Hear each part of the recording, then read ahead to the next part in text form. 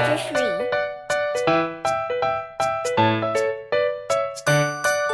Hello everyone, welcome to Kids Phonics class. In today's video, I will teach you TH sound.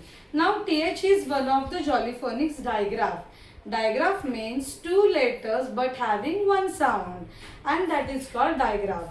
So there are two types of TH, voiced TH and unvoiced TH. Now what is the action of voiced TH? This is the action. The. And action of unvoiced TH is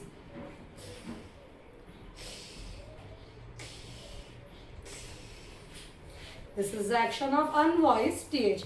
Now let's learn some words which is having this the sound.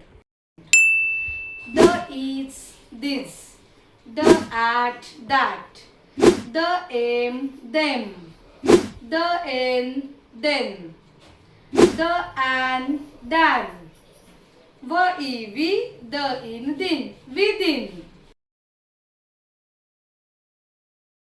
Thank you.